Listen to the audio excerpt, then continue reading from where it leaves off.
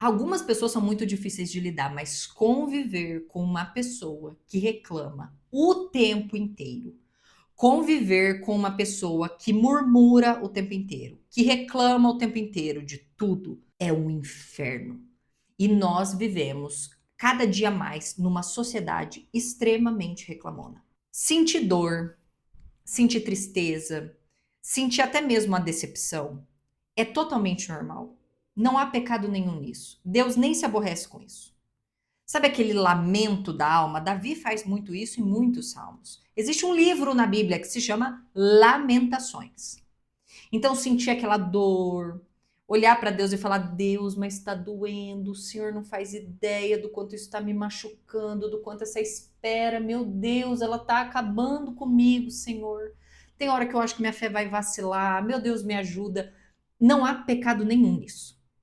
Não há erro nenhum nisso. Inclusive, Jesus diz: Vinde a mim, todos que estão cansados e sobrecarregados, que eu vos aliviarei. Mas o que a Bíblia condena é a murmuração, é a reclamação. E qual que é a diferença que eu vejo no lamento, no sentir a tristeza, no sentir a decepção da murmuração? Quando eu reclamo, eu estou reclamando contra. Então, eu estou reclamando contra uma pessoa, eu estou reclamando contra uma situação, eu estou reclamando contra Deus. Nas vezes em que eu era muito imatura na fé, e aí qualquer coisa que saía do meu jeito, eu ia reclamar com Deus, era basicamente eu estava tentando achar um culpado. Eu estava dizendo assim: Deus, isso que está acontecendo comigo é uma bosta, mas a culpa é sua. É o Senhor que está permitindo, e o Senhor não é justo, o Senhor fala que é justo e não é. Então eu estou tentando achar um grande algoz. Eu quero achar esse inimigo. Quando eu reclamo, eu me recuso a confiar. Quando eu digo, eu tô no tanto tempo orando, eu estou dizendo horas, onde só? Eu tô aqui orando. Eu tô orando por coisas, Deus, que são importantes. Como que o Senhor não me atende? Você vai tentando colocar Deus na parede. Você vai cobrando ele. Você se recusa a ter fé, a continuar fazendo o que precisa ser feito, mesmo que aquilo não seja respondido da maneira e no tempo que você gostaria. A Bíblia não trata aqui como um desviozinho, como um erro. A Bíblia trata o hábito da reclamação de uma maneira séria, de uma maneira que incomoda a Deus, de uma maneira que desagrada absurdamente a Deus. E para mim não tem exemplo maior do quanto Deus detesta a murmuração do que o próprio povo de Israel. O povo de Israel está no Egito há anos sendo açoitado, sendo feito de escravo, com nenhum direito, com altas cargas de trabalho, perdendo os seus primogênitos, porque o faraó está mandando matar todo primogênito, porque ele tem medo do povo de Israel crescer em tamanho e acabar com o exército dele. Eles passam por uma grande libertação.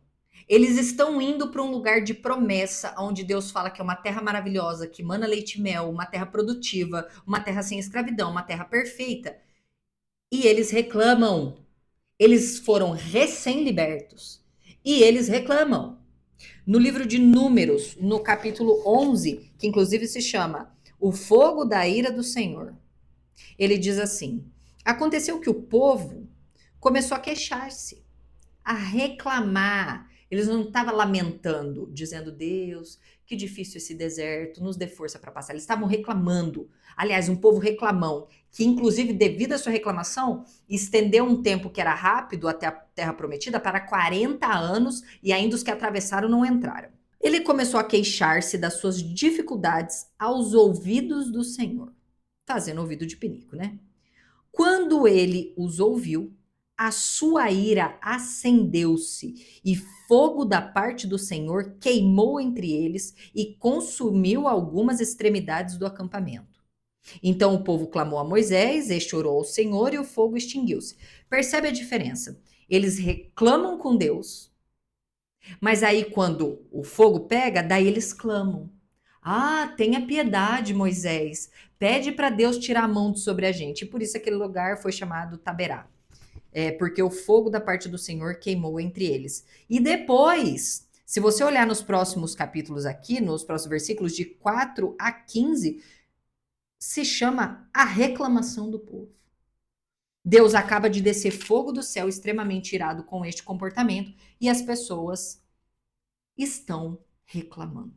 Deus detesta a reclamação, a murmuração. Deus não pede para que a gente não sinta. Em nenhum momento da Bíblia você vai ver um Deus que diz assim: ah, não quero saber dos seus problemas, vocês já encheram demais a cabeça. Mas o que Deus deseja da gente? Nestes momentos, porque no mundo a gente vai ter aflição, no mundo as coisas não vão acontecer no nosso tempo, no mundo as coisas não vão acontecer do nosso jeito, mesmo que a gente acha que seja o melhor, talvez não vai acontecer, não neste momento, não agora e talvez em nenhum momento, porque não é o melhor, apesar de você achar que é. Deus não pede para que a gente não sinta. A dor vai vir, o cansaço vai vir, a ansiedade vai vir. Mas Deus pede para que nós, cristãos, troquemos a queixa pela oração. E eu quis trazer isso aqui porque, desde que eu resolvi criar conteúdo, especificamente conteúdos sobre o comportamento humano, sobre autoconhecimento, que tem mais nas minhas redes sociais, todos, sem exceção, vai ter uma pessoa que está reclamando de algo. Eu falando de um tipo de comportamento, ah, mas é porque você não sabe o que eu passo, porque não é bem assim a pessoa. Então, uma pessoa ali que discorda, tem as pessoas que discordam, mas tem as pessoas que reclamam. Então, tem desde reclamando o jeito que eu gravei, o assunto que eu gravei, a forma como eu falei, sempre tem alguém reclamando. Mas no conteúdo cristão, meu Deus do céu. É triste ler, como em todos os casos, principalmente quando o assunto é Deus, tem alguém reclamando. Vai ter alguém reclamando. É triste de ler. Né? Esses dias eu estava falando, nem lembro que vídeo que era, mas um vídeo falando sobre a espera, sobre a gente continuar orando, continuar insistindo com Deus, a pessoa. Ah, mas eu canso de esperar, porque eu tô há meses esperando, orando e nada acontece. Meses. E Noé? E Abraão?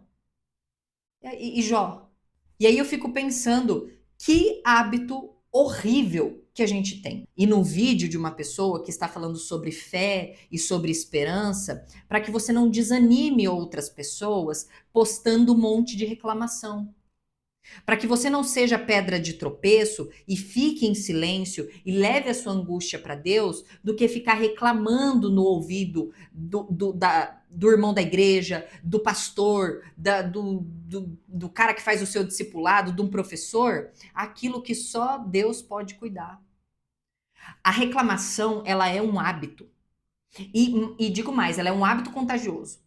Porque quando você convive com pessoas que sempre reclamam, você vai perceber que você aos poucos vai tendo essa indução à reclamação. Não faça isso. Deus não. Você pode clamar, você pode pedir, você pode colocar aos pés dele, mas não trate Deus como inimigo. Não trate ele como o seu inimigo porque faz tempo que você está orando, porque faz tempo que você está pedindo, porque a cura não veio, porque a coisa deu errada. Não é Deus que é seu inimigo. O nosso inimigo é a nossa pressa, é a nossa ingratidão, é a forma como a gente trata Deus como se fosse um gênio da lâmpada, é a nossa natureza humana que nos coloca em difíceis situações. São outras naturezas humanas de outros humanos que estão tentando puxar o nosso tapete, que deixam a sua raiz e a sua natureza humana falar mais alto. É o mal que prospera e cresce cada vez no mundo. Não é Deus. Então não trate Deus como um saco de pancadas. Quando a gente faz isso, a gente perde a reverência por Deus. Deus continua sendo Deus. Para falar com Ele, para se achegar a Ele, eu preciso chegar num espírito de reverência. Não é num espírito de, porque está demorando, eu estou com a razão e eu vou sair reclamando por aí. E não induza outras pessoas a fazer isso. Não seja pedra de tropeço para o irmão que às vezes está fraquejando na fé e vai ver um comentário seu, uma reclamação sua e vai largar tudo. Largar a oração, largar a rotina com Deus, as disciplinas com Deus, por esse exemplo que você está dando.